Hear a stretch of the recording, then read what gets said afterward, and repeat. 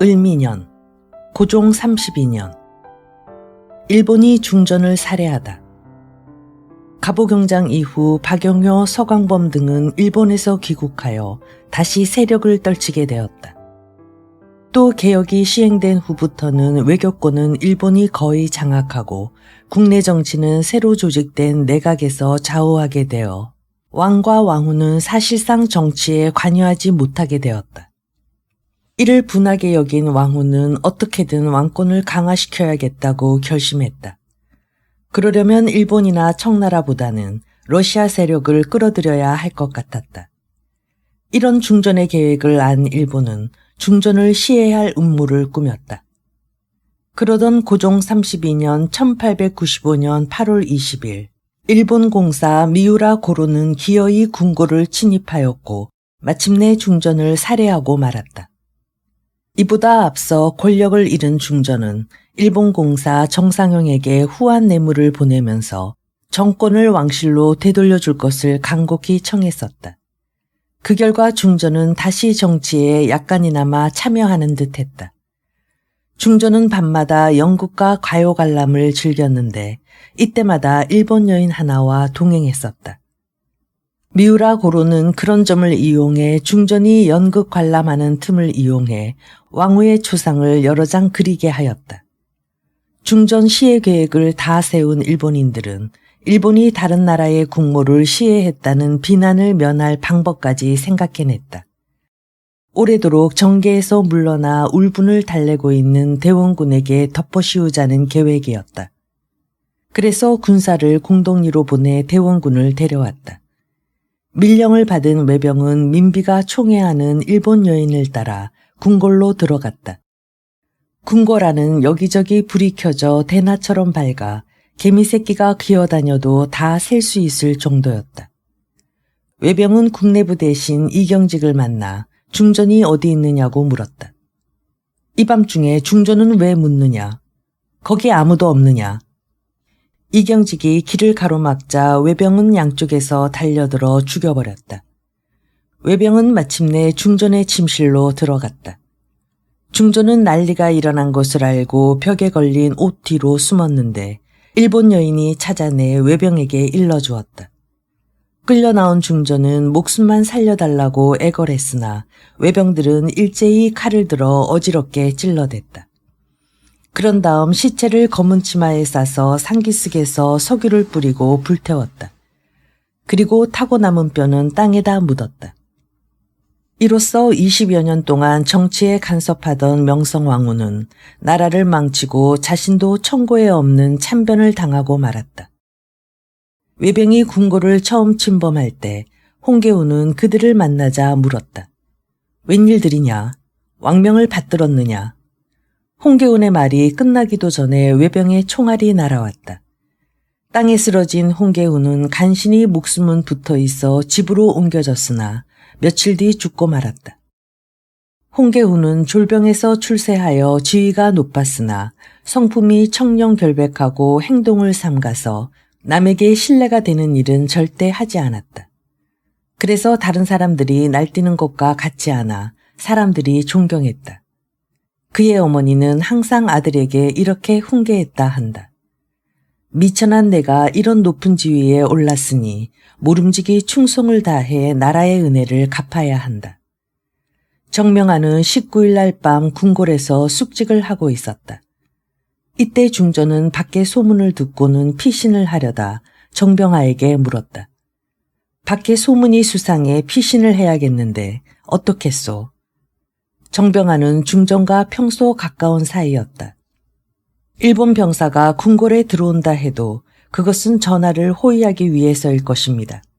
조금도 의심하지 마십시오. 그건 제 말이 틀림없습니다. 정병하의 말을 들은 중전은 다소 안심이 되어 망설이다가 변을 당했던 것이다. 이런 만행을 저지른 미우라 고로는 시치미를 떼고 조선 외무대신에게 글을 보내와 진상을 물었다. 요즘 군사들이 난을 일으켰다는 소문이 나돌고 있는데 그 소문에 의하면 이달 8일 새벽에 훈련대의 군사가 궁궐로 들어가 하소연했는데 그 가운데 일본인 복장을 한 몇 사람이 함께 난동을 부렸다고 합니다. 부리는 이런 소문이 잘못 전해진 것임을 알고 있으나 중요한 사건이니만큼 그냥 넘어갈 수가 없습니다. 자세한 것을 조사하여 알려주시기 바랍니다. 외무대신 김윤식은 거기에 대해 이렇게 회답하였다.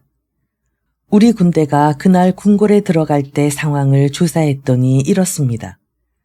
군사들이 들어가다 궁궐을 지키는 시위대와 만나면 혹 싸움이 벌어질까 두려워하여 외국 군인 복장을 하였지 정말 일본인이 아니었다 합니다.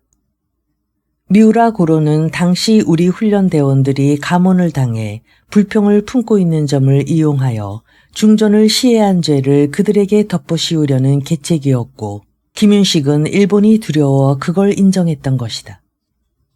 22일 왕이 조서를 내려 왕후 민씨를 서인으로 만들었다.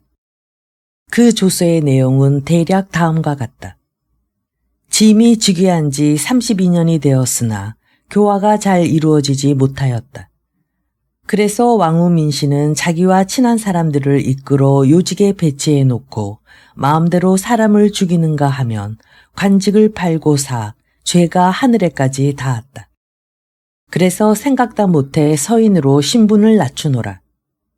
이 조서 역시 왕후를 살해한 장본인인 미우라 고로가 다른 나라의 이목이 두려워 왕을 협박하여 억지로 내린 조치였다. 또 왕후가 죽지 않고 지난번 이모군란 때처럼 충주에 숨어 있다는 유언비어도 퍼뜨렸다. 또 이 조서가 비록 협박에 못 이겨 쓴 것이라 하지만 왕후의 죄상을 잘 지적했다 하여 사람들이 좋아하기도 하였다. 왕후를 서민으로 낮춘다는 조서를 내릴 때 김홍집, 이재면 등은 거기에 찬동하는 서명을 했다. 그러나 탁지부 대신 심상훈만은 이에 반대하다 벼슬을 버리고 고향으로 내려가 버렸다. 외무 대신 김윤식은 이 조서를 각국 공간에 보내고 이번 사건을 이렇게 설명했다. 이번 우리 조선 대군주 폐하께서 왕후의 신분을 서민으로 낮춘 것은 나라와 백성을 위한 조치로 남의 간섭을 받은 바가 없다. 그러자 미국 공사 알렌은 답장하기를 이 조서를 보건대 이는 귀국의 대군주께서 친히 내린 것이 아니다 하였고 러시아 공사 웨베르는 또 이렇게 회신했다. 이 조서는 귀국의 대군주께서 내린 것이 아님을 안 이상 그런 뜻을 통지해 드리지 않을 수 없소. 고종은 왕후를 서민으로 낮춘 사실을 종묘에 고하려고 서상우에게 글을 지으라 했다. 그러나 서상우는 왕의 뜻을 따르지 않고 이렇게 말했다. 내 팔이 잘리면 잘리었지 그런 글을 짓지 못하겠다. 그래서 그 글은 다른 사람이 지었다. 대원군은 명성왕후가 시해되자 전국에 포고문을 내렸다. 흥선 대원군은 이렇게 포고하노라. 근래 간악한 무리들이 나라를 어지럽혀 나라의 운명이 참으로 위태하였다. 그래서 내가 임금의 뜻을 받들어 군사를 이끌고 궁궐에 들어가 임금을 보호하고 나라를 구했다. 그런데도 어리석은 백성들은 허튼 소문을 퍼뜨려 사람을 현혹시키고 있으며 더러는 정의를 내세워 반란을 일으키려 한다. 각 지방 장관은 이번 일을 잘 깨우쳐 나라를 위하는 마음을 모든 백성들이 갖게 하라. 이 포고문 역시 김홍집 등이 일본의 사주를 받아 죄를 대원군에게 씌우려고 발표한 것이다. 명성왕후가 시해당하자 고종은 상궁 엄씨를 맞아들였다. 고종은 평소 엄씨를 사랑하였으나 왕후가 질투를 해 멀리할 수밖에 없었다. 명성왕후는 엄씨를 죽이려고까지 했으나 왕이 간청해서 죽음을 면했는데 명성왕후가 죽은 지 5일 만에 맞아들이니 사람들이 비웃었다. 엄씨는 외모가 명성왕후와 비슷하고 곤모술수 역시 똑같아 궁궐에 들어오자 정치에 관여해 많은 뇌물을 받아들여 다시 나라를 어지럽혔다. 10월 일본은 조선공사 미우라 고로 등을 소환하여 범죄 사실을 재판했는데 뚜렷한 혐의가 없다 하여 모두 석방했다. 그리고 대원군이 중전을 시해한 것이라고 떠들어댔다. 10월 10일에는 왕후 민씨를 다시 복위시켰다. 그리고는 난동에 참여한 사람들을 잡아 가두었다. 왕후 시해 사건이 일어나자 국내는 물론 조선에 와 머물고 있던 외국 공사들은 역적을 잡아 처형해야 한다는 여론이 물끓듯하였다. 이에 대해 김홍집 등은 여전히 왕후는 난리를 피해 도망했다고 얼버무렸다. 그러다가 왕후가 시해당한 것이 점차 세상에 알려져 더 이상 감출 수가 없었다. 그래서 외국 사신들을 모아 왕후를 부귀시킨다는 조서를 다시 내렸다. 지난번 난리 때 왕후의 소재를 모른 지 오래였는데 이제 왕후가 승하한 것이 확실하다. 왕후는 8월 20일 곤령전에서 승하했기 때문에 중해의 일을 알린다. 그래서 장례를 치르려고 했으나 시체가 없었다. 오운각 서쪽 상기슭 숲속을 파니 겨우 약간의 재와 뼈마디가 있었다. 그러나 어느 뼈가 어느 곳 뼈인지 분별할 수가 없었다. 그래서 고양군에 사는 어떤 노인을 불러다 뼈를 맞추었다. 그 노인은 썩어서 형체를 알 수 없는 뼈를 잘 맞춘다고 알려진 사람이었다. 그리고는 왕후 시해에 참여했던 이주회, 윤서구, 박선 등을 죽였다. 이주회는 당시 군부 협판, 윤서구는 훈련대 참이었는데 일본군을 도와 시해에 참여한 증거가 드러났다. 박선은 부산 사람인데 젊어서부터 일본말을 잘해 일본인의 고용인이 되었다. 11월 임금이 머리를 깎고 모든 관리와 백성들에게 단발령을 내렸다. 이보다 앞서 일본 공사는 왕이 먼저 머리를 깎아야 백성들이 따른다고 협박해 왔었다. 그러나 임금은 왕후의 장례를 치른 다음에 깎겠다고 미루었었다. 이때에 와서 육일준 등은 일본 군사를 이끌고 와 궁궐을 포위하고 대포까지 설치한 다음 외쳤다. 누구거나 머리를 깎지 않으면 죽일 것이다. 왕은 옆에 있던 정병아를 돌아보았다. 이제 어떻게 할 방법이 없구나. 그대가 내 머리를 깎는 게 좋겠다. 정병아는 칼을 들고 왕의 머리를 깎고 육일주는 태자의 머리를 밀었다. 단발령이 내리자 온 나라는 울음바다가 되고 말았다. 모두 살 마음을 잃었으며 급기야는 난리까지 일으키려 하였다. 그럴수록 외인들은 더욱 많은 군사를 동원해 변란에 대비했다. 경무사 허지는 길목을 지키고 있다가 왕래하는 사람의 머리를 모조리 깎았다. 또 집집마다 머리를 깎지 않은 사람을 수색해냈다. 그들은 머리를 깨끗이 밀어주는 게 아니라 상투만 잘랐기 때문에 마치 그 형상이 머리가 긴 중 같았다. 사람들은 상투가 잘리면 그걸 주워가지고 집으로 돌아와 통곡을 했다. 여기저기서 선비들이 단발령을 반대하는 상소를 올렸다. 학부 대신 이도제는 상소한 다음 벼슬을 버리고 고향으로 돌아갔다. 조정에서는 다시 지방에 머리 깎는 것을 독촉할 관원을 내려보냈다. 그러자 어떤 사람은 상투만 풀어 납작하게 머리를 동여매기도 하고 어떤 사람은 빡빡 깎아 시세를 따르기도 했다. 명을 따르지 않은 관리들은 이리저리 기한을 늦추면서 변란이 일어나기를 기다리기도 했다. 이래서 여론이 물끓듯하고 사방에서 의병이 일어났다. 서상열은 강원도에서, 유인석은 경기도에서, 주영규는 호서에서, 곤세연은 안동에서, 노은교와 정한용은 진주에서 각각 일어나니 호응하는 사람들이 많았다. 육일주는 관군을 보내 이들 의병을 쳐부수었다. 의병들은 머리를 깎은 수령을 보면 그 자리에서 죽였다. 아간파천 12월 27일 왕이 러시아 공관으로 옮기고 김홍집, 정병아 등을 잡아 죽이니 육일준, 장박, 조희연 등은 도망하였다. 임금은 갑오경장 이후 새로 구성된 정부에 의해 구속을 받는 것이 불만이었다.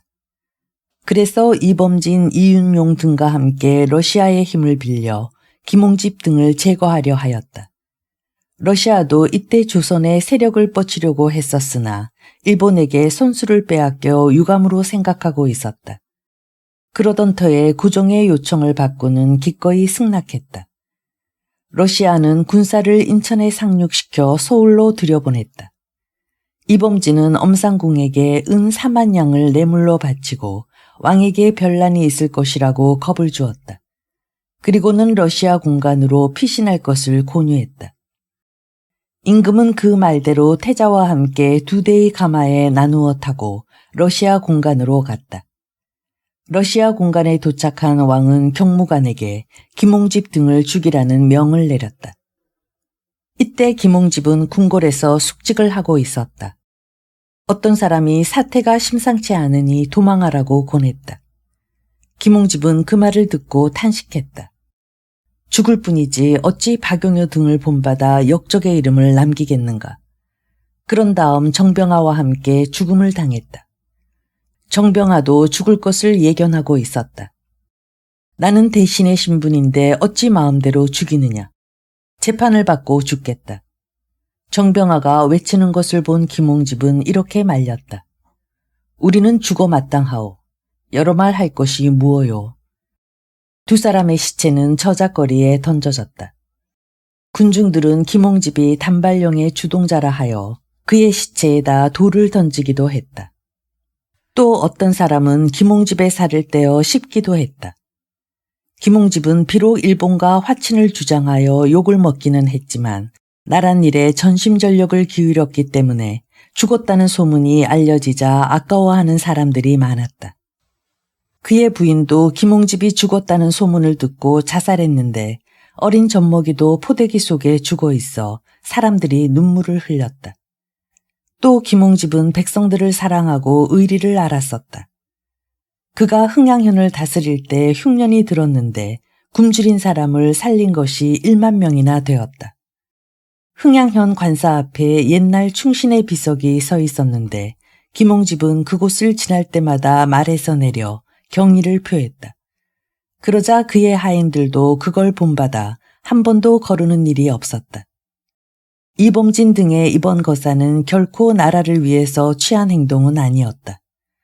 또 러시아와 친하고 일본을 멀리하려는 것도 아닌 권력을 주려는 야심이었다. 세상에서 김윤시 어윤중을 친청파, 김홍집 유길준 등을 친일파, 이범진 이윤용 등을 칠로파라 부르는데 이들이 번갈아 권세를 부리니 나라는 더욱 말이 아니었다. 가보년 을미년에는 일본 사람이 나라를 마음대로 하더니 이때에 와서는 러시아가 마음대로 하였다. 어윤중은 용인에서 살해되었다. 어윤중은 김홍집 등이 죽는 것을 보고 자신도 죽음을 면치 못할 것을 알고 여자 가마를 타고 동대문을 빠져나갔다. 그의 고향인 보은으로 숨기 위해서였다. 어윤중이 용인의 어살이란 곳에 이르렀을 때다. 그곳 사람 정원노는 어윤중에게 원한을 품고 있었다. 어윤중이 그곳에 와 있다는 소문을 들은 그는 자기의 개인적인 원한을 감추고 마을 사람들을 선동했다. 저자는 친일파 어윤중이다. 지금 도망을 가는 길이니 그를 죽이면 상을 탈 수 있다. 마을 사람들은 몽둥이로 어윤중을 때려 죽이고 말았다. 사람들은 그 마을 이름이 들어맞은 것이라고 하였다. 어윤중은 성격이 강직하여 남의 눈치를 살피지 않고 과감하게 일을 행하여 원망을 많이 샀다. 그러나 부지런히 나란 일에 힘써 김홍집과 함께 나라를 구할 수 있는 인재로 촉망받고 있었다. 그가 죽자 모두 개화를 추진할 인물이 없어졌다고 한탄했다. 한 번은 왕후가 새우젓을 보내달라고 탁지부에 사람을 보냈는데 어윤중은 그 심부름꾼을 꾸짖었다. 지금까지 먹은 새우젓도 많은데 또 찾는단 말이냐. 임금이 하루는 화가 나서 조의연의 벼슬을 파면하려고 했다. 각부 대신들은 모두 조의연에게 죄가 없으니 그럴 수 없다고 반대했다. 그러자 임금은 더욱 화를 냈다. 대신 하나도 파면하지 못하는 왕이 무슨 왕이겠느냐. 그리고는 옥새를 내던졌다. 나는 왕이 아니다. 경들이 이걸 가지고 왕노릇을 하라. 이 말을 들은 신하들은 두려워서 어쩔 줄을 모르고 있는데 어윤중이 자리에서 일어났다. 임금은 신하를 예로 대하고 신하는 임금을 충성으로 섬겨야 한다는 성인의 가르침이 있습니다. 그런데 지금 폐하께서 신하들을 이처럼 대하시면 신하들은 어떻게 폐하를 받들겠습니까? 노여움을 푸시고 여러 사람의 의견을 따르소서. 어윤중의 말에 고종은 아무 말도 없었다. 병신년, 고종 33년. 의병이 일어나다. 전 참봉 기우만이 장성에서 의병을 일으켰다. 기우만은 기정진의 손자로 글을 잘해 여러 사람의 추대를 받았으나 별다른 재능이 없었다. 이때 사람들이 다른 지방에는 모두 단발령에 의한 의병이 일어났으나 유독 전남 지방에서만 일어나지 않은 것을 부끄럽게 생각했다. 그래서 기우만을 내세워 의병을 일으켰으나 횡포가 심해 마을 사람들이 고통스럽게 여겼다. 기우만의 의병들은 모두 긴 옷에 큰 갓을 쓰고 다녔다. 그러나 군량과 병기가 없고 기울이 서지 않아서 보는 사람들이 패할 것을 미리 알았다. 광주에 주둔한 의병은 해남 군수 정석진이 이겸재에게 피살된 것을 보고는 두려운 나머지 해산하고 말았다. 단발령이 내린 처음에는 온 나라가 모두 붕괴해서 의병이 곳곳에서 일어났으나 시일이 흐르자 차츰 기세가 꺾이었다.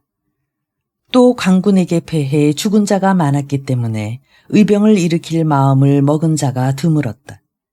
그래서 명예를 좋아하는 자들만 모여들었으며 심지어는 동학군의 잔당들이 얼굴을 바꾸고 따르기도 하였다.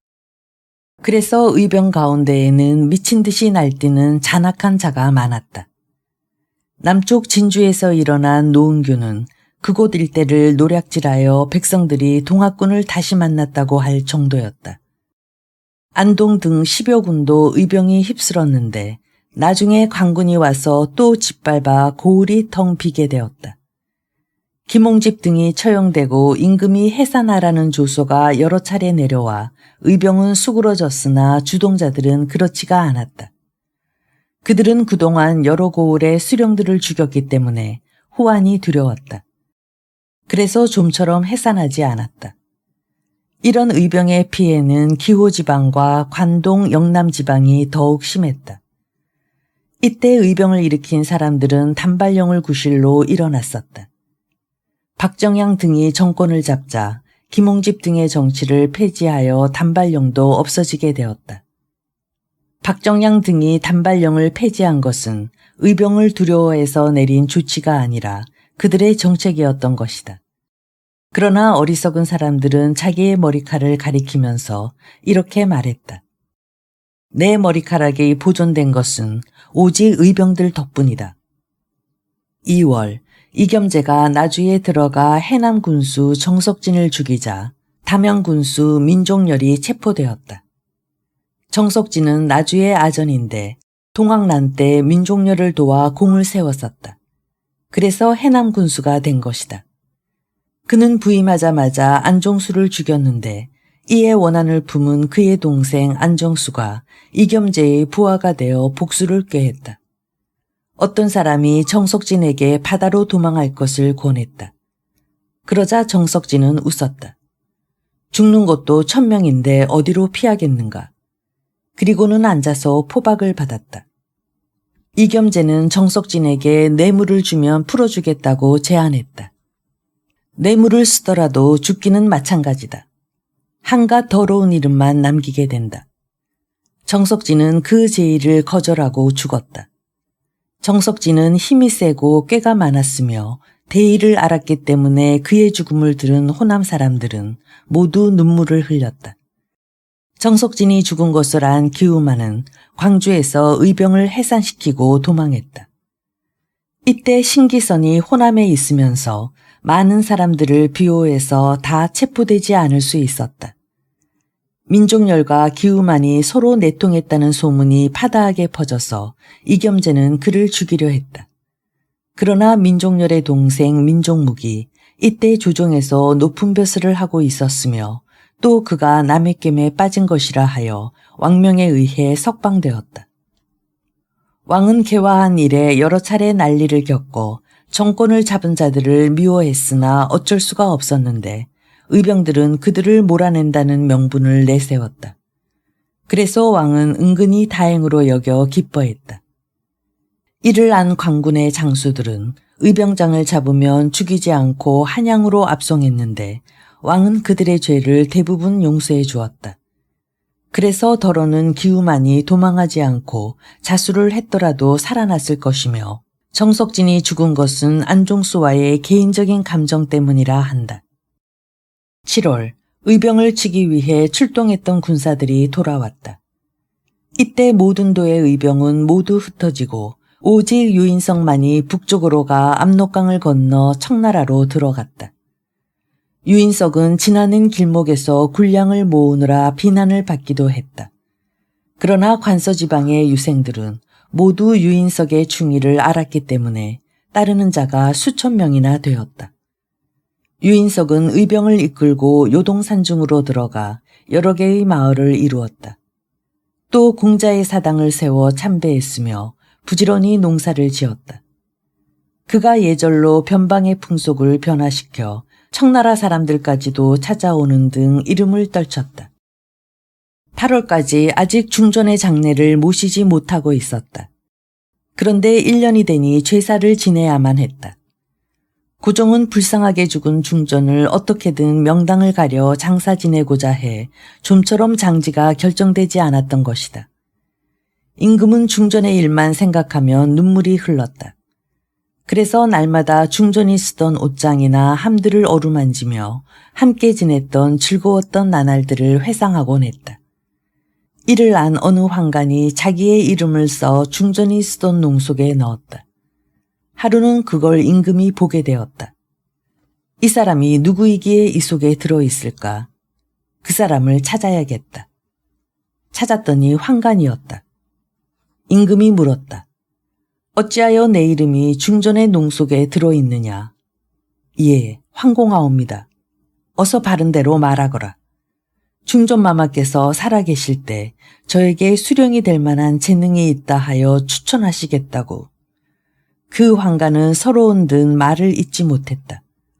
고종도 눈물을 흘렸다. 오, 그런 일이 있었더냐. 나는 그런 줄을 몰랐구나. 오늘 당장 너를 지방수령으로 보내겠다. 그 사람은 그렇게 벼슬을 얻었다. 김웅육을 학부 협판으로 삼았다. 김웅육은 단천 사람인데 러시아 말을 잘해 임금이 특별히 사랑했다. 이때 고종은 러시아 공사를 신임하여 그의 말이면 듣지 않는 것이 없었다. 러시아 말은 통역하기가 어려워 김웅육 한 사람만이 통역할 수가 있었다. 김웅육은 통역을 맡자 그걸 기회로 조종을 농락했다. 전하, 러시아 공사가 누구누구를 벼슬에 임명하기를 바라고 있습니다. 그러면 그대로 해야지. 이렇게 되자 재상과 장수들이 모두 그의 힘에 의해 임명되었다. 내부 대신 남정철은 자기 주위를 오래 보존하고 싶었으나 김웅육을 사귀지 못해 불안했다. 생각다 못한 남정철은 자기의 첩을 김웅육의 첩과 사귀도록 했다. 그렇게라도 해야 지금의 지위를 잃지 않을 것 같았다. 그런데 김웅육은 아예 남정철의 첩을 빼앗아 버리니 김웅육의 첩이 질투했다.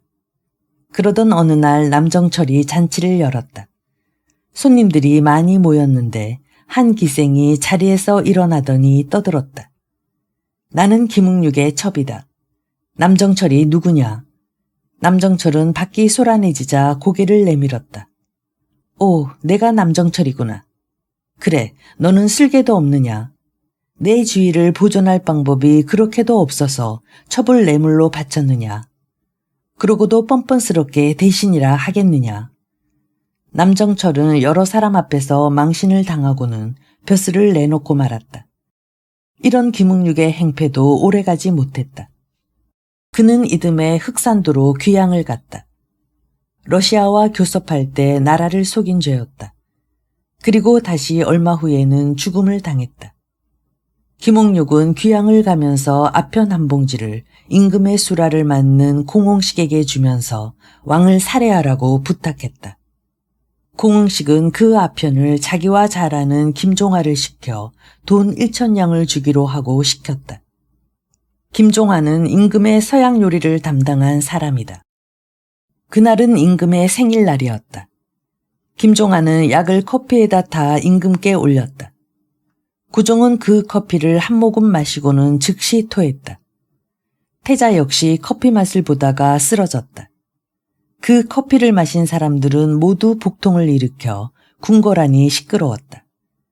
임금 앞에 잡혀온 공홍식과 김종아는 순순히 자백했다. 김홍육은 붙잡혀 와서도 큰 소리를 쳤다. 세 사람은 모두 교수형을 받았다. 김홍육의 시체를 장한 사람들이 갈기갈기 찢었으며 그의 아내 역시 귀양을 갔다. 이후부터 임금께 올리는 음식은 모두 민영소가 숙직을 하면서 맛을 보게 하고 올렸다. 김홍육의 사건이 일어나자 독립협회 윤치호 등이 상소하여 감시를 소홀히 하고 음식을 맛보지 않은 죄를 들어 정부 대신들을 공격했다. 궁지에 몰린 심순택은 분함을 이기지 못해 벼슬을 버리고 떠났다. 법부 대신 신기선은 김홍육이 죽자 그의 가족들까지 모두 죽여야 한다고 주장했다. 그러나 윤치호는 상소를 올려 신기선을 탄핵했다. 새로 공포한 법에 의하면 죄는 본인만 받아야 합니다. 가족까지 연루시키는 일은 있을 수 없습니다. 윤치호는 거듭 상소를 올려 나라를 그르친 7 대신을 공격하고 찬정 조병식을 대놓고 이렇게 따졌다. 50년 동안이나 벼슬을 하면서 나라를 좀먹고 백성을 괴롭힌 당신들은 늙어도 죽지조차 않는구려. 기어이 나라가 망한 꼴을 보고야 벼슬을 버리겠소. 윤치호의 면박에 조병식은 아무 대꾸도 못했다. 이때 백성들은 정부에 대해 이를 갈고 있었으나 어떻게 해볼 방법이 없었다. 그러다 독립협회가 올바른 소리를 하자 모두 독립협회 편이 되어 많은 사람이 따랐다. 독립협회가 지칭한 나라를 그르친 7 신하는 법무대신 신기선, 재판장 이인우, 심순택, 윤용선, 이재순, 심상훈, 민영기 등이다. 또 고영근은 조병식, 민종묵, 유기환, 이기동, 김정근을 오흉이라 불렀다. 윤치호 등은 6차례나 상소를 올려 이들을 처벌할 것을 요청했다. 또 많은 군중들이 대궐 밖을 지키고 종로에다 울타리를 세우면서 흩어지지 않았다. 고종은 해산하라는 엄명을 여러 차례 내렸으나 군중은 해산하지 않아 난리가 곧 일어날 것 같았다. 윤치호는 신기선에게 김흥육의 가족까지 처벌해야 한다는 주장이 잘못임을 밝히고 스스로 벼슬에서 물러날 것을 권했다. 이에 대해 신기선은 이런 답장을 보냈다. 이번 사건은 개국 이래 없던 일이어서 신하된 자는 누구나 죽여서 그 살을 씹고 가죽을 벗기고자 합니다. 갑오경장 이후 세계 각국의 통례에 따라 법을 늦추었기 때문에 반역 사건이 해마다 일어나고 있습니다. 그래서 김홍육의 죄를 논할 때 옛날 법을 적용하기로 했던 것입니다. 그런데도 여러분은 법이 다른 나라와 같아야 한다는 생각만 가지고 새 법을 조금도 변경해서는 안 된다고 합니까? 당신들은 나라의 반역이 늘어나는 것은 걱정하지 않고 법률이 지나친 것만 걱정하십니까? 나도 일찍부터 능지처참이나 처자를 함께 죄주는 일이 지금 현실에 맞지 않는 사실은 알고 있습니다. 그러나 임금을 시해하려고 하는 자에게는 그럴 수밖에 없다고 생각합니다. 12월 20일, 이제까지 러시아 공간에 있던 고종은 다시 경운궁으로 옮겼다. 경운궁은 도성 서쪽 정릉방에 있는데 러시아 공간과 제일 가까운 곳이었기 때문에 수리해서 옮긴 것이다. 신하들은 상소를 올려 옛날 거처하던 궁궐로 옮기기를 권하였으나 무슨 변이 있으면 러시아 공간으로 다시 가려고 그 말을 따르지 않았다.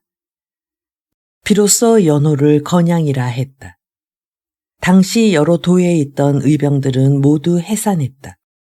그러나 유인석은 황해도와 평안도를 거쳐 압록강을 건너 청나라로 들어갔다. 그는 지나가는 곳마다 노자와 양식을 거둬들여 옳지 못하다는 비난도 받았다. 관서지방 선비의 근원은 모두 이항로로부터 비롯되는데 또한 유인석의 충이로운 마음에 감화되어 따르는 사람이 수천 명에 이르렀다.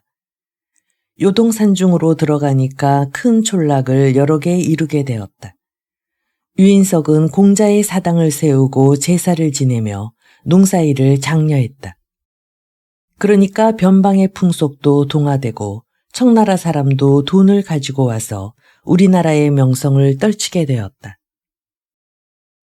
정윤현, 고종 34년, 황제의 나라가 되다. 7월 16일 이해 7호를 광무원년으로 하였다. 그리고 9월 17일에 왕을 황제라 하고 나라 이름을 대한이라 하였다. 을미년일에 정부에서는 임금의 뜻을 맞추어 황제라 부르도록 권했다. 그러나 러시아, 프랑스, 미국 등 여러 공사들이 모두 반대했으며 또 일본 공사 미우라 고로 역시 좀 늦추는 것이 좋다고 했다. 그러다가 미우라 고로가 죄를 짓고 본국으로 소환되자 조정에서는 다시 그 의논이 일어났다.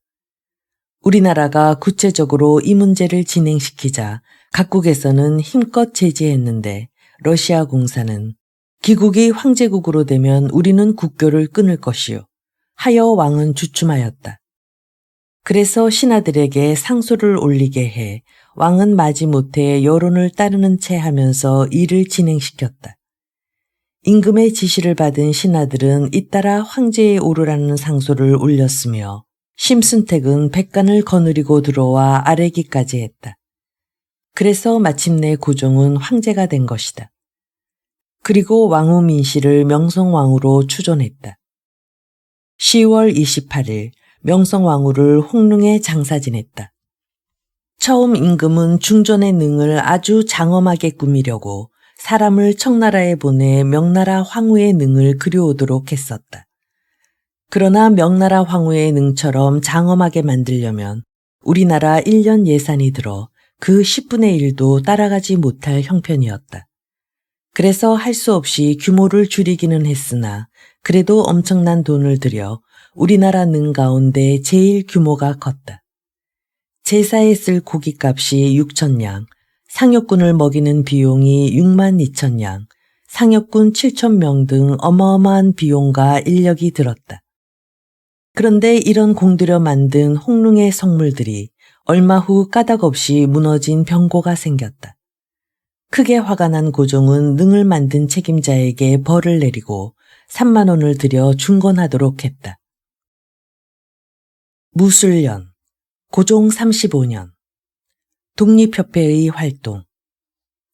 1898년 광무 2년 2월 대원군 이하응이 죽었는데 이때 79세였다. 왕은 신기선을 대신 보내 제사를 올렸다. 대원군은 병이 심해지자 아들 이재면을 불렀다. 주상전하를 한번 만나보면 죽어도 한이 없겠다. 어떻게 해볼 수 없겠느냐. 이렇게 서너 번이나 말했으나 이재면은 죄를 입을까 두려워 임금께 알리지 않았다.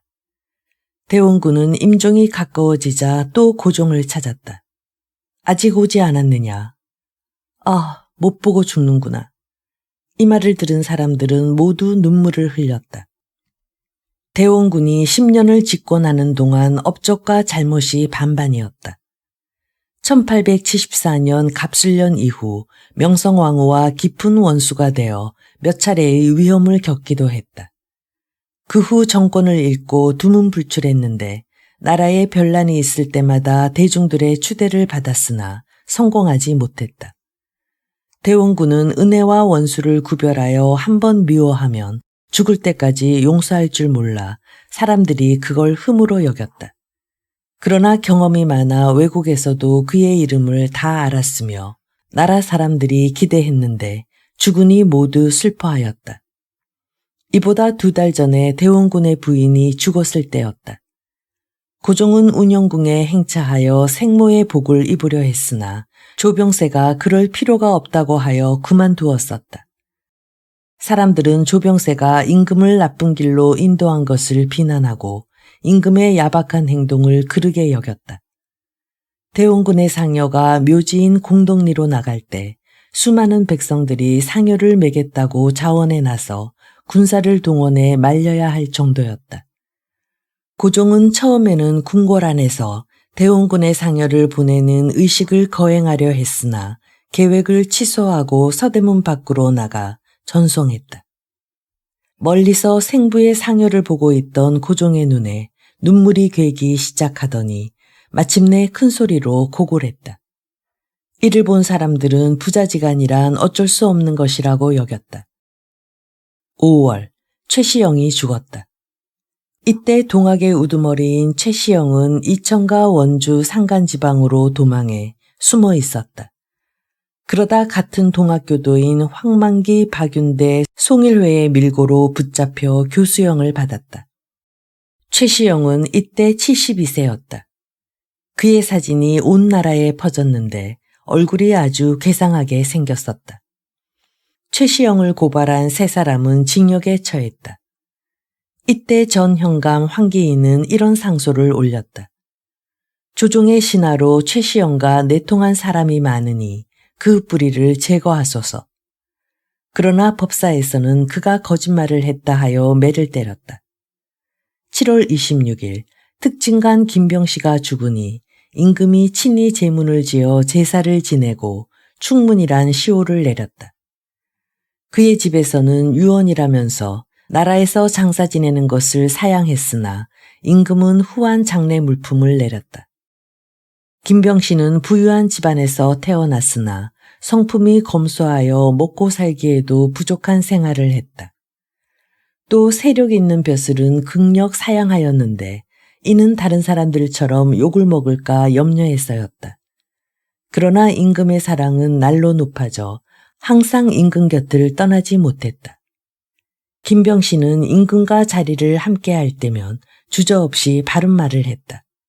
그러다 임금이 받아들이지 않으면 갓을 벗고 머리를 찌우면서 눈물을 흘렸으나 임금은 그를 미워하지 않았다. 앞서 의복제도를 고칠 때 김병씨는 종영 김병덕과 함께 반대하는 상소를 올렸다. 뜻이 이루어지지 않자 김병덕은 시골로 돌아가 평생 벼슬을 하지 않고 일생을 마쳤다. 그러나 김병씨는 서울에 남아 있다가 다시 벼슬을 했기 때문에 사람들은 김병덕이 더 용단 있는 사람이라 하였다. 9월, 독립협회의 두령 이상제 등을 잡아 가두었다. 이때 갇힌 사람은 방한덕, 유맹, 정학모, 현재창, 홍정후, 이곤호, 변하진, 조한우, 염중모, 한치유, 남궁옥, 정교, 김두현, 김기현, 유학주, 윤하영 등이다. 염중모는 본래 재상 정범조의 하인이었다. 그는 갑오경장 이후 벼슬하게 되었는데 한 번은 중추원에 와서 여러 재상들에게 큰 소리로 외쳤다. 여러 재상들의 뱃속에는 묵은 먼지가 가득 들어 있으니 언제나 개화가 되겠소. 개화를 하고 싶으면 상놈인 이 염중모가 왕실과 혼인을 맺을 때까지 기다리시오. 11월, 홍종우, 기룡수 등이 만민공동회를 공격했다. 이보다 앞서 이성렬이란 사람이 박용효 등의 죄를 용서해야 한다는 상소를 올렸고 또 윤시병이 청거한 사람 가운데도 박용효의 이름이 들어 있었다. 이 두 사람은 모두 독립협회원이었다. 임금은 여러 차례 안 된다는 비답을 내리고 또 궁궐문까지 나와 모인 사람들에게 해산할 것을 명했다. 그러나 민중들은 흩어지지 않았다. 임금은 할 수 없이 홍종우 등을 불러 그들에게 긴밀히 밀지를 전했다. 왕명을 받은 홍종우 등은 경기지방과 간동지방의 보부상 수천 명을 모아 양쪽에서 그들을 쳐 10여 명을 죽였다. 그러자 모두 뿔뿔이 흩어졌다. 그런 다음 군인을 풀어 정동 일대를 지키고 길 가는 사람은 증명서를 조사하니 성안이 크게 소란했다. 고용근은 일본 공사관으로 숨었는데 이튿날 다시 만민공동회를 크게 열어 홍종우, 기룡수, 조병식, 이기동, 민종묵, 민영기 등의 집을 헐어버렸다. 그러나 이때부터 독립협회는 힘을 떨치지 못하게 되었는데 만민공동회는 독립협회가 조직한 단체이다. 12월, 청나라 공사 소수붕이 와서 박제순을 정권 대신으로 삼아 조약을 청하게 하였다. 소수붕이 가지고 온 청나라 황제의 글은 다음과 같이 시작된다. 대청국 대왕제는 대한국 대왕제에게 문안드립니다. 우리 두 나라는 아시아주에 위치하여 땅과 바다가 접해 있으며 수백 년 동안 기쁨과 슬픔을 함께 해와 너와 나의 구분이 없었습니다. 그러니 서로 도와야 할 일은 함께 힘을 합쳐 두 나라의 안녕을 유지해야 합니다. 기해년, 고종 36년. 새물결이 휩쓸다. 의학교를 설립하고 김홍집의 옛집을 교사로 삼았으며 지석영이 교장이 되었다. 지석영은 일본에 들어가 우두법을 배워와서 우리나라에 이를 전파해 어린이들이 천연두로 죽는 것을 면하게 되었다. 또 서양의학에도 밝아 의학의 권위자로 알려졌다. 그래서 그는 훈장까지 받았다. 이때는 나라 안에 서양 종교에 물든 자가 4만 명이나 되었다. 서민들에게 야소교를 믿으라고 선동했으나 아무도 말리는 사람이 없었다. 민영주는 평생 동안 악한 일만을 해온 자여서 사람들에게 미움을 받았는데 그 역시 종현교당에 다니니 사람들이 더욱 미워하였다. 그러자 신문사 사장 남궁옥이 신문에 부처가 천주교에 들어가다라는 제목을 실었다. 이는 민영주가 백성들의 재물을 긁어 모아 사는 것이 마치 부처가 시주로 사는 것과 같아 부처라 지목한 것이다. 민영주는 크게 화를 내 그의 무리를 시켜 남궁옥을 욕보였다. 남부의 종현은 명동과 저동 사이에 있는데 전망이 아주 좋은 곳이었다. 그곳을 서양 사람이 매입해서 교회당을 세우기 시작했는데 6년 만에 완공되었다. 교회당은 산을 깎아지른 듯이 높달았고 수만 명이 들어갈 수가 있다. 세상에서 여기를 종현교당이라 하며 영세를 받은 남녀들이 주야로 모여들어 마치 시장 같았다. 나이든 노인들이 이곳을 지날 때에는 지팡이를 짚고 바라보면서 탄식하여 떠날 줄을 몰랐다고 한다. 1882년 임오년 청나라 사람이 우리나라에 온 이래 한양성 안에 거지 아이들을 데려다가 중국에 판 것이 수천 수만 명이었다. 그런데 종현교당이 서자 서양 사람들이 거기에 영화원을 세우고 보육한다는 명목으로 버린 아이나 거지 아이를 모아 배에 가득 싣고 가서 청나라 때보다 그 숫자가 배나 되었다. 홍릉에 전차를 설치했다. 임금이 그걸 타고 자주 행차하였는데 차가 무척 빨랐다. 그러나 하루에도 여러 아이가 치여 죽었다. 독일의 하인리히 친왕이 우리나라에 와 그들의 공사관에 머물렀다. 임금과 태자가 가서 그들을 접견하고 경희궁에서 연극을 관람했다. 이도제가 말렸으나 왕은 듣지 않았다. 한양의 곤세가 집에서 폭탄이 잇따라 터졌다. 신기선의 사랑채도 불에 탔는데 범인을 찾았으나 잡지 못했다. 임금이 두려워해 러시아 공관으로 여러 차례 피했다. 마침내 임병길이란 자가 범인으로 잡혔는데 대고를 침범할 계획이었다 한다. 그래서 야경을 돌고 종묘를 지켰으며 궁궐과 대신의 집을 호위하였다. 통촌 사람 김원동은 방탕하여 그의 아버지에게 미움을 받고 떠돌아다니다가 동구릉에 이르렀다. 거기서 그는 작은 병 하나가 뛰면서 사람의 소리를 내는 것을 보았다. 그는 시험 삼아 병에다 대고 이렇게 물었다. 내가 어느 쪽으로 가야 밥을 얻어먹겠느냐. 그러자 병은 이렇게 대답하는 것이었다. 아무 쪽으로 가시오. 김원동은 그 방향으로 가보았더니 과연 밥을 먹을 수 있었다. 그는 그 병을 가지고 한양으로 들어와 점을 쳤더니 사람들이 구름처럼 몰려들었다. 그는 얼마 후 강석호의 집에서 묵게 되면서 이름을 이원근이라고 고쳤다. 그때 마침 영친왕이 병이 났는데 강석호는 김원동의 점이 조금도 틀림이 없다고 왕께 아뢰었다. 김원동은 이 때문에 임금의 사랑을 받아 바로 금화군수를 제수받았다. 그의 아버지가 찾아오자 그는 만나지도 않고 쫓아버렸다.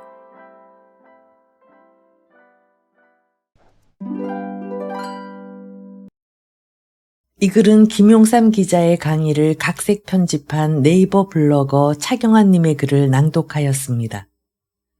일제의 민비 시해 사건, 그것이 알고 싶다. 1895년 중전 민씨, 민왕후라고도 하고 민비로 불리기도 하며 명성왕후라고도 불리는 왕비 시해 사건의 진상을 알아보기로 합시다. 그런데 사람들은 민비가 아니라 명성왕후다. 민비는 일제가 조선왕실을 비하하기 위해 퍼뜨린 말이다. 라는 전혀 근거 없는 이야기를 사실로 믿기도 합니다.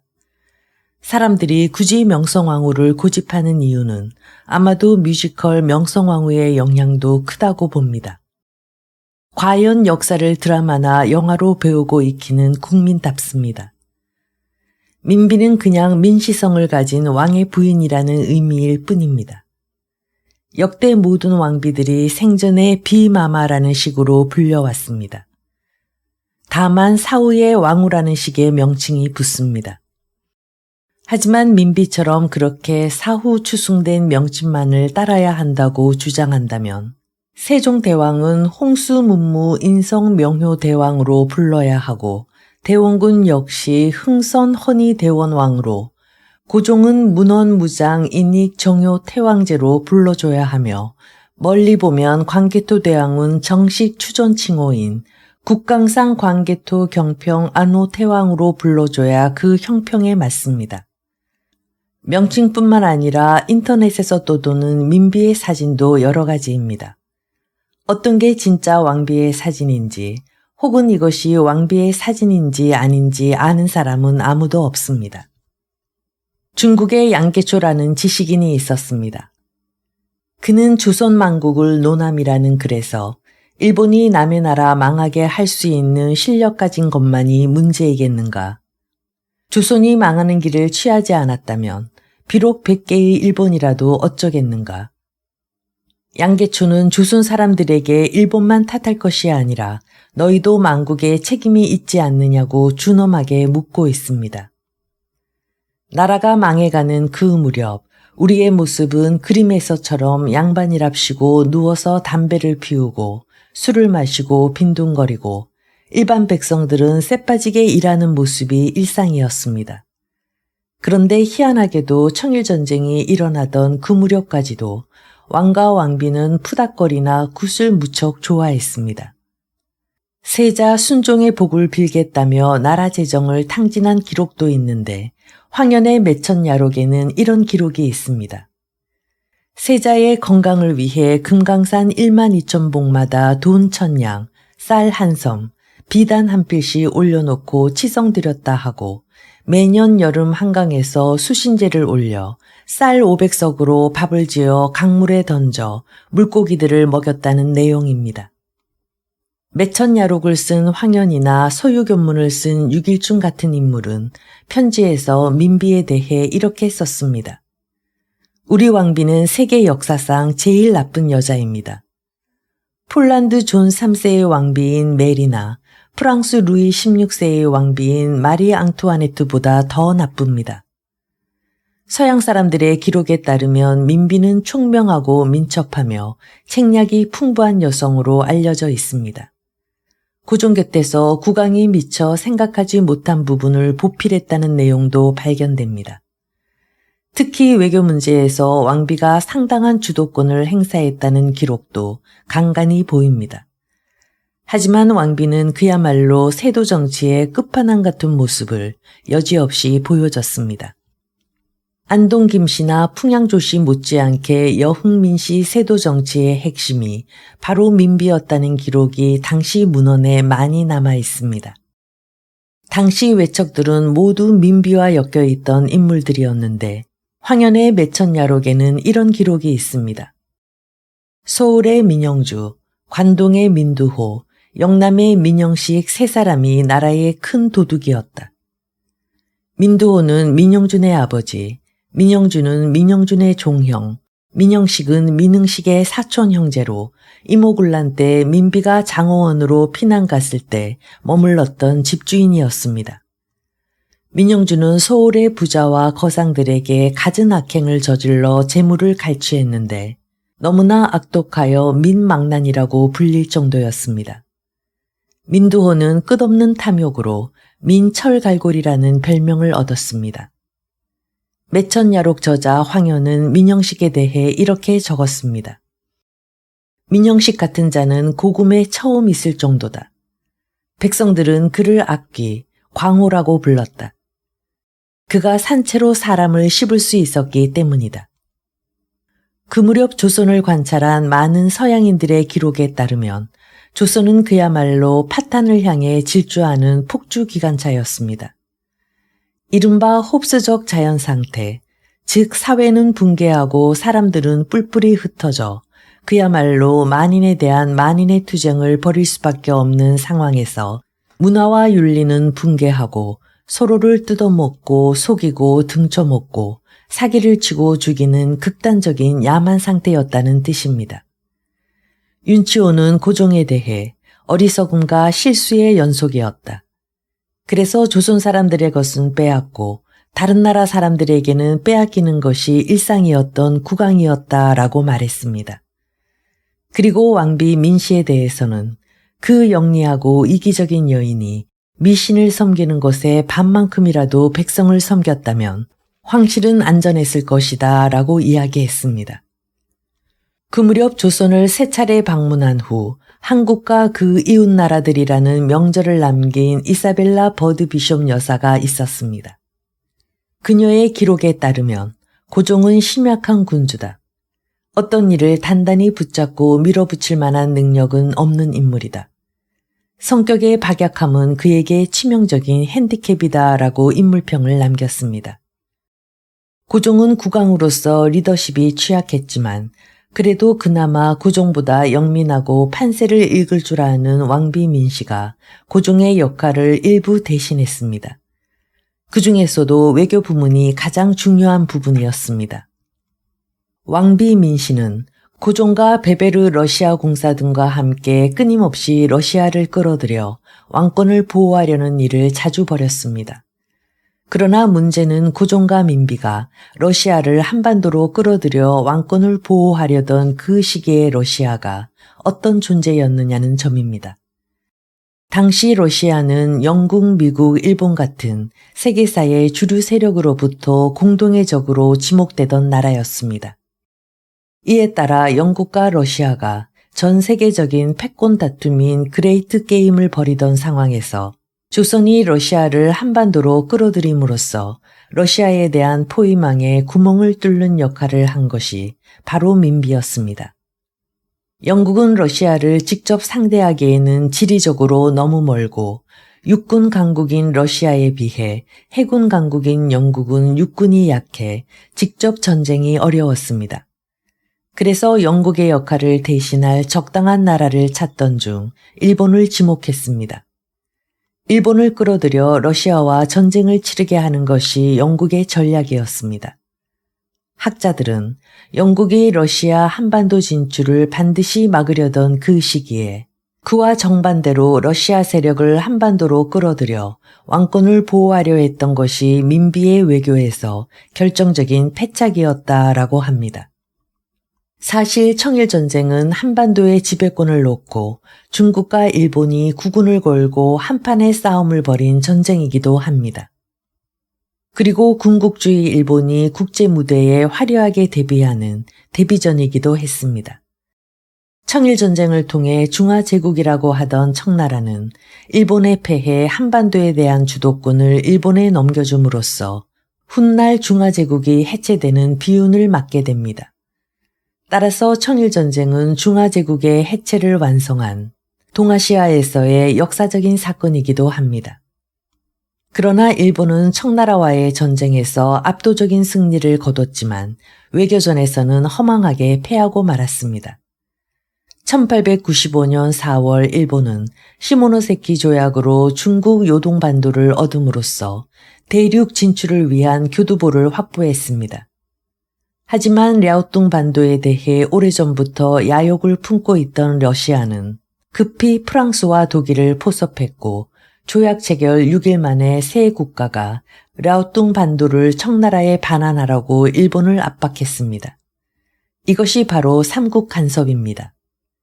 일본 전체가 분노했지만 결국 서양 열강 앞에 고개를 숙일 수밖에 없었습니다. 그래서 1895년 5월 랴오뚱 반도를 청나라에 반환하고 3천만 냥의 추가 배상금을 받는 선에서 사태를 수습했지만 일본 국민의 분노는 극에 달해 참전군인 100여 명이 할복 자살까지 했습니다. 국군을 건 전쟁에서 이기고도 외교에서 졌기 때문입니다. 삼국 간섭은 일본의 지식인, 정치인, 군인들에게 큰 충격을 주었고 일본 국민은 이런 굴욕을 다시는 당하지 않겠다는 생각으로 뭉쳤습니다. 이것은 일본 군부의 군비 확장론에 불을 지폈고 전쟁 목표에 매진하게 했습니다. 일본은 메이지 유신 이후 타라 입구를 외치며 서양화를 꿈꿨지만 서양이 일본을 받아줄 의사가 없음을 깨달았습니다. 특히 두려워하던 러시아가 이를 주도하자 두려움과 모멸감까지 작용했던 것입니다. 이후 일본은 러시아를 가상의 적으로 삼고 와신상담, 절치부심을 국가 슬로건으로 내걸며 전쟁 준비에 몰두했습니다. 삼국 간섭 직후인 1896년 일본은 러시아와의 전쟁을 대비해 전시 동원 병력을 20만에서 60만으로 늘렸습니다. 해군력도 강화해 청일전쟁 당시 4촌톤급 전함도 없던 일본이 10년간 막대한 예산을 투입해 1만 5천 톤급 전함을 확보하기 시작했습니다. 삼국 간섭 이후 일본은 열강들의 각축장에서 이익을 추구하려면 사전 양해와 동의를 얻어야 함을 뼈저리게 깨달았고 외교에 더욱 힘을 쏟았습니다. 이로 인해 훗날 조선을 병합하는 과정에서 일본의 외교는 이전과 달리 매우 치밀하고 근대적인 면모를 보여줬습니다. 그리고 뜻밖의 동맹을 얻었는데 바로 영국이었습니다. 삼국 간섭은 조선에도 큰 영향을 미쳤습니다. 일본이 러시아의 압력에 저항하지 못하고 전략 요충지인 랴오뚱 반도를 청나라에 반환하는 모습을 본 고종과 민비는 러시아를 세계 최강의 무소불위 힘을 가진 나라로 일본을 제기불능의 시체로 보고 일본의 조선 지배는 다시는 어려울 것이라고 오판했습니다. 그래서 러시아를 끌어들여 일본을 견제하려고 주한 러시아 공사 베베르와 접촉해 우리를 도와 일본을 물리쳐 달라고 요청했습니다. 당시 일본의 고쿠민 신문 보도에 따르면 중국을 물리친 후 혼자 힘으로 조선을 장악하지 못하고 일이 생길 때마다 한 발씩 후퇴한다. 청일전쟁에서 얻은 것이 무엇인가? 조선에서 일본의 지위는 다시금 천진조약 시대로 되돌아가려 하고 있다. 즉 일본이 청일전쟁을 일으킨 이유는 조선을 속국으로 지배하던 청나라를 물리쳐 조선을 보호국으로 만들려는 것이 전쟁 목표였는데 전리품인 랴오뚱 반도를 러시아에 빼앗기는 모습을 보고 고종과 민비가 재빨리 러시아에 달라붙어 일본을 내치려는 상황이 되어버렸습니다. 우리의 역사를 돌이켜보면 당시 고종과 민비가 왜 그렇게 러시아에 집착하며 한반도에 러시아를 끌어들이려고 일관되게 노력했는지는 불가사의 중에 불가사의였습니다. 그 과정을 보면 1884년 조로 수교를 맺었습니다. 그리고 제1차 조로 밀약을 체결하려다 발각되어 영국이 거문도를 점령하는 일이 벌어졌습니다. 또 제2차 조로 밀약으로 조로 연합군을 만들려다 이것도 발각되어 고종을 폐위하려는 움직임까지 있었습니다. 그럼에도 청일전쟁이 끝나자마자 다시 일본을 물리치기 위해 러시아를 끌어들인 모습을 보면 당시 우리 국가 지도부가 도대체 러시아와 무슨 특별한 인연을 맺었기에 이런 일을 벌였는지 의문입니다. 그렇게 러시아를 추종하는 외교는 세계 패권 전략으로 보면 당시 세계 패권국인 영국의 글로벌 전략을 끊임없이 뒤흔드는 역할을 했고 따라서 영국의 입장에서 조선은 틈만 나면 자신들의 세계 전략에 고춧가루를 뿌리는 나라가 되었던 것입니다. 이렇게 민비가 또다시 러시아 세력을 끌어들임으로써 일본은 전쟁 목표를 하나도 달성하지 못하는 상황이 되었습니다. 이노우에 가오루라는 일본 공사가 와서 조선을 개혁하기 위해 갑오개혁을 추진했지만 이 모든 것이 원점으로 돌아가 다시 러시아 중심으로 바뀌었습니다. 결국 일본은 막대한 비용과 군인들의 희생을 치르고도 전쟁 목표를 하나도 이루지 못했습니다. 한마디로 전쟁에서는 이겼지만 외교전에서는 참혹하게 패했기에 일본은 이런 절망적인 상황을 타개하기 위해 비상한 방법을 동원해야겠다고 결심했습니다. 고종과 민비의 입장에서 자기들이 평소 믿고 있던 러시아의 말 한마디에 일본이 랴오뚱반도를 도로 토해내는 광경을 보면서 러시아와 끝까지 손잡고 관계를 돈독히 하면 러시아의 힘으로 일본을 물리칠 수 있겠구나라고 생각했습니다. 그래서 민비는 재빨리 일본이 러시아의 삼국 간섭을 통해 궁지에 몰린 틈을 이용해 상해에서 규목균을 암살한 홍종우를 비밀리에 주한 러시아 공사 베베르에게 보내 조선을 보호해달라. 그리고 러시아 세력이 조선으로 와서 일본을 물리쳐달라고 요청했습니다. 이것을 러시아를 끌어들여 일본을 물리친다라고 해서 인하거일책이라고 불렀습니다. 하지만 인하거일책은 실로 위험천만한 정책이었습니다. 어리석은 민비는 안 그래도 러시아 때문에 눈알이 휙 돌아가 있는 일본 앞에서 조선이 노골적으로 러시아에 착 달라붙으려고 하는 모습을 보이는 것이 과연 무엇을 의미하는지, 또 그로 인해 본인에게 어떤 참혹한 결과를 가져올지 전혀 알지 못했습니다. 당시 민비의 지원 요청을 받은 러시아 육군 중장 운테르 베르게르는 이렇게 말했습니다. 민비는 조선의 안녕이 러시아의 후원과 우호에 달려있다고 확신했다. 그녀의 삶이 끝날 때까지 그런 생각을 실행에 옮겼다. 이것은 민비가 죽을 때까지 러시아를 끌어들여 왕권을 보호하려고 노력했다는 뜻입니다. 하지만 세상에 공짜는 없습니다. 러시아를 조선에 다시 끌어들이기 위해 민비와 고종은 예전 청나라가 가졌던 조선의 각종 이권을 러시아에 제공할 수밖에 없었습니다. 한마디로 말하면 일본을 물리치기 위해 그보다 훨씬 더 무섭고 사람 잡아먹는 맹수 같은 러시아를 안방으로 끌어들인 격이 되었습니다. 일본이 과연 무엇 때문에 청나라와 청일전쟁을 했겠습니까? 일본은 조선에서 청나라를 몰아내고 조선을 일본의 보호국으로 만들기 위해 청일전쟁을 일으켰던 것입니다.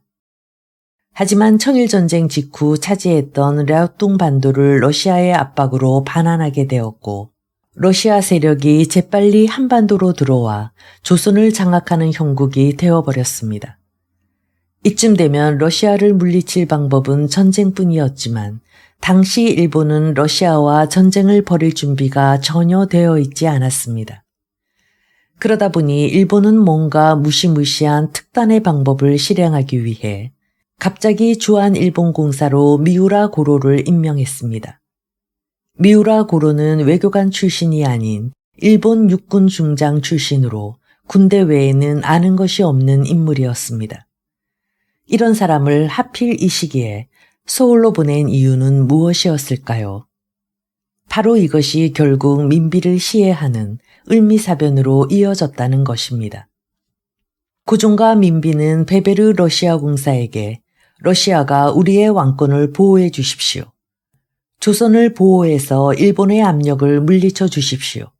이렇게 이야기하니 베베르는 우리말만 잘 들으면 된다고 합니다. 이때부터 고종과 민비는 모두 베베르가 하라는 대로, 베베르가 제안하는 대로 조선을 완전히 러시아판으로 만드는 데 앞장서기 시작합니다. 그 결과 조선에 침투해 있던 일본 세력을 모두 제거하고 일본과 친밀했던 대신들을 모두 쫓아냈습니다. 이로 인해 청일전쟁을 통해 일본이 이루려던 국가 목표는 러시아를 조선에서 몰아내야만 달성할 수 있는 매우 어려운 상황으로 치달았습니다. 조선에서 고종과 민비를 설득해 친러 정책을 추진하게 만든 핵심 인물은 주한러시아공사 베베르였습니다. 그의 감언이설에 민비와 고종이 홀라당 속아 넘어가 친러 추종 외교를 펼치다 세계 패권국인 영국의 눈밖에 나게 되었습니다. 민비와 고종은 친일 관료들을 모두 해임하고 그 자리에 러시아를 추종하는 관리를 대거 임명했습니다. 또한 일본이 훈련시켜 양성했던 훈련대라는 군대도 해산 작업에 들어갔습니다. 일본 공사관은 조선 정부가 조직적으로 일본 세력을 몰아내고 러시아를 추종하는 외교를 펼치는 모습을 보며 고종과 민비의 인하거일책 배후에 러시아의 영향력이 있으며 조선 정치를 좌지우지하는 것은 고종이 아니라 민비라고 판단했습니다. 이에 따라 민비에게 뭔가 경고해야겠다는 생각을 하기 시작했습니다. 베베르가 민비를 설득하며 조선은 러시아와 손을 잡아야 한다 라고 주장한 논리는 다음과 같았습니다. 첫째, 왕비와 민씨 척족 세력은 한 몸이므로 민씨와 일본 세력은 역사적으로 양립할 수 없다.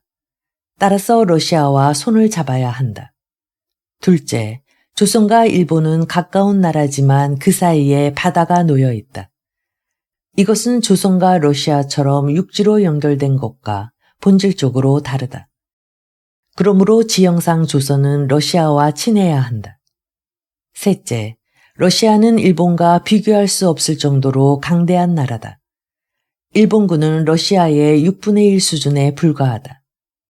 올봄 우리 러시아가 일본의 랴오퉁 반도를 반환하라고 하자 일본이 꼼짝도 못했다.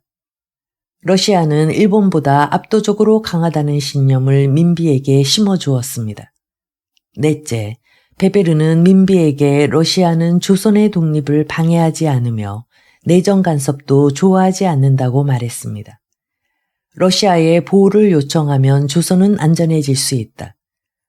무엇보다 러시아는 황제국이자 전제 군주국으로 조선 같은 왕조국에서 군주의 권리를 충분히 보호할 수 있다. 일본은 그렇게 못해준다. 따라서 민비 당신은 우리 러시아와 손을 잡아야 한다고 이야기했습니다. 이렇게 첫 번째 방법은 실패했고 그러다 보니 결국 비상수단을 동원해 러시아와의 연결고리인 민비를 제거하는 작전에 돌입하게 됩니다. 이것이 바로 을미사변의 근본적인 원인이었습니다. 민비가 러시아의 왕권보호 약속을 굳게 믿고 러시아가 하라는 대로 움직일 때 이 무렵 일본 육군 중장 출신인 주한일본공사 미우라 고로가 조선에 부임했습니다. 그는 조선에 도착하자마자 일본의 낭인과 자객들을 불러 모아 움직이기 시작했습니다. 당시 일본은 조선 정책을 두 가지로 고민했습니다. 첫째, 러시아와 협상해 한반도 지배를 저지하려 했지만 이 시도는 모두 실패했습니다. 러시아는 한반도의 부동항을 항구로 만들어 태평양으로 진출하려는 야심에 불타 있었고 러시아로서는 이렇게나 유리한 국면을 포기할 이유가 전혀 없었기 때문입니다. 첫 번째 방법이 실패하자 일본은 결국 비상수단으로 러시아와의 연결고리인 민비를 제거하는 작전에 돌입합니다. 이것이 바로 을미사변의 근본적인 원인이었습니다. 민비를 시해하는 과정에서 일본 낭인과 칼잡이들이 동원되었다고 하여 을미사변을 일본 깡패들의 소행으로 오해하는 이들이 많지만 사실은 그렇지 않았습니다. 당시 암살단을 움직인 핵심 인물 중 중요한 사람이 있었습니다. 시바시로라는 인물로 미우라 고로 주한공사가 그를 한반도 전문가로 보고 조선으로 데려왔습니다. 시바시로는 하버드 대학교와 펜실베니아 대학교에서 경제학을 전공한 일본 내에서도 최고 엘리트 중 한 명이었습니다. 1892년에는 중의원을 지냈으며 소설가로도 활동할 정도로 다재다능한 인물이었습니다. 어떤 면에서 보더라도 그는 일본을 대표하는 최고 지성인 중 한 사람이었습니다. 물론 최종적으로 범행은 칼잡이들이 실행했겠지만 작전을 지휘한 사람들은 일본을 대표하는 최고 지성인들이었다는 사실을 우리는 알아야 합니다. 당시 조선에는 일본 낭인들이 많이 머물렀습니다. 특히 경성에 있던 한성신보라는 신문사는 겉으로는 신문사로 알려졌지만 일본 외무성의 기밀비와 일본 공사관의 보조금으로 운영되는 일종의 첩보기관과 다름없었습니다. 여기에서 기자로 활동하는 이들은 일본 낭인인 칼잡이들이었습니다. 시바시로는 조선에 있던 이 칼잡이들을 동원했습니다. 일본 공사관 소속으로 민비시해에 참여한 인물로는 조선 문제 전문가 스기무라 후카시 1등 서기관, 공사관 무관 구스노세 유키이코, 그리고 일본 영사관보 호리구치 구마이치가 있었습니다. 공사관 무관이었던 구스노세 유키이코는 일본 주둔군 최상급자로 훗날 육군 대신을 역임할 정도로 뛰어난 인물이었습니다.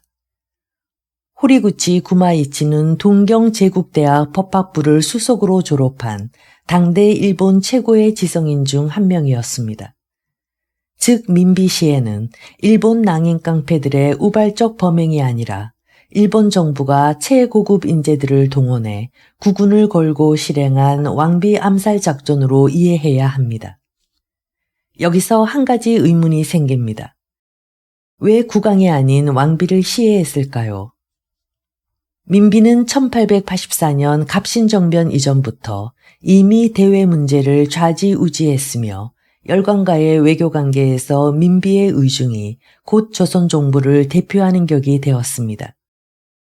당시 일본의 정보기관이 조선의 정세를 파악한 바에 따르면 고종은 왕비의 손바닥에서 놀아나는 손오공 같은 존재로 여겨졌습니다. 미우라 고로 주한 일본 공사의 회고록에는 이렇게 적혀 있습니다. 왕비는 여성으로서는 드물게 재능을 갖춘 호걸 같은 인물이다. 따라서 사실상 조선 국왕이 민비라는 것은 부인할 수 없는 사실이다. 심지어 외국 사신들이 고종과 대화할 때 고종이 말문이 막히면 그의 발뒤에서 소곤거리는 소리가 들리며 누군가 지시를 내렸습니다. 고종은 그 지시를 듣고 답변했는데 일본의 첩보기관은 이를 보고 조선의 실질적인 국왕은 고종이 아니라 왕비라고 기록했습니다. 이런 모습은 이노우에 가오루 공사의 고종 아령기에도 똑같이 나옵니다. 흥룡회의 기록에 따르면 공사 재임 중에도 이노우에 공사가 고종을 아련할 때에는 언제나 발 뒤쪽 방에 민비가 있어 여러 가지로 국왕에게 주의와 충원을 했다. 급기야 발을 두세치 열어 얼굴을 절반 정도 내밀고 담화를 나누게 되었다. 즉 왕의 집무실에 발을 늘어뜨리고 앉아 있다가 여러 사안에 대해 이렇게 하라 저렇게 하라고 말하면 고종은 그대로 따랐다는 뜻입니다. 이런 모습을 보고 조선의 실질적인 국왕은 민비다라고 평가한 것입니다. 1895년 10월 8일 일본 낭인들이 경복궁으로 쳐들어와 왕비의 침실인 곤영합까지 난입했습니다. 일본군 소위 미야모토와 특무조장 마키가 민비를 발견했고 실제로 민비를 살해한 것은 미야모토 소위였으며 이어서 낭인 나카무라가 한 번 더 칼로 시해했습니다. 이것은 최근 학자들의 연구를 통해 밝혀진 사실입니다. 왕비가 참혹하게 시해된 후 시해된 왕비의 시신을 문짝에 얹어 이불로 덮은 후 건천궁 동쪽 녹원숲 속으로 운반해 장작더미에 올려놓고 석유를 뿌려 소각했다. 타다 남은 유골은 근처 연못인 향원지에 던졌으나 증거인멸을 위해 다시 유해를 건져내 왕궁안 소나무 숲에서 석유를 붓고 재차 소각했다. 그래도 타지 않은 뼈조각들은 소나무 숲에 파묻었다. 라고 기록되어 있습니다. 이 끔찍한 시해 사건에 대해 매천야록의 저자 황현은 왕후는 기민하고 곤모술수가 많았으나 정치에 관여한 20년 동안 점차 망국에 이르게 하더니 마침내 천고에 없던 변을 당했다라고 적었습니다. 이날 경복궁을 경비하던 2명의 외국인은 일본군과 낭인들이 왕비를 시해하는 장면을 목격했습니다. 러시아 건축기사로 왔던 사바티는 왕실 경호 담당으로 임명되어 그날 새벽 당직을 서다 일본군과 낭인들이 난입해 왕비를 시해하는 모습을 목격했습니다. 또 한 사람은 당시 왕실 경호를 맡고 있던 미국인 윌리엄 다이 장군이었습니다. 특히 사바티는 시해 장면을 목격한 뒤 재빨리 경복궁을 벗어나 러시아 공간으로 달려가 자신이 본 것을 그대로 보고했습니다. 이로 인해 왕비의 참혹한 시해 소식이 외국과 외신에도 알려졌습니다. 일본이 민비를 참혹하게 시해한 이유를 유추할 수 있는 문건이 있습니다. 당시 주한 일본 공사로 암살대를 총지휘했던 미우라 고로 공사가 일본 총리 이토 히로부미에게 서면으로 보고한 내용이 그 증거입니다. 그는 이렇게 보고했습니다. 우리 세력을 유지하고 당초의 목적인 조선 독립 지배를 달성하기 위해 부득이 왕후를 살해하게 되었으니 그 전후 사정을 잘 헤아려 주시기 바랍니다. 이번 사건은 지난 20년간의 화근을 단절하고 정부의 기초를 공고히 할 단초를 열 것이라고 본가는 확신합니다. 비록 그 행동이 다소 가격했더라도 외교상의 곤란을 극복하면 우리의 대조선 정략은 이로써 확립될 것입니다. 이번 사건은 그 방법이 다소 졸렬하여 남루함을 감출 수 없다는 비난을 피하기 어렵지만 본래 불가피한 출발로서 목적을 달성할 수 있는 것이 사실이니 이렇게 얻은 성과를 끝까지 잃지 않도록 힘써 주시기 바랍니다. 즉 우리의 전쟁 목적은 청나라를 물리치고 한반도를 보호국으로 만드는 것이었는데 전쟁 과정에서 러시아의 압력으로 러시아가 조선에서 주도권을 잡고 있으니 러시아를 끌어들이는 핵심 인물인 민비를 제거함으로써 우리가 다시 조선에 발판을 마련하게 되었습니다. 이 기회를 놓치지 마십시오. 라고 미우라 공사가 총리에게 보고했다는 사실입니다. 민비 시해에는 조선인도 가담했습니다.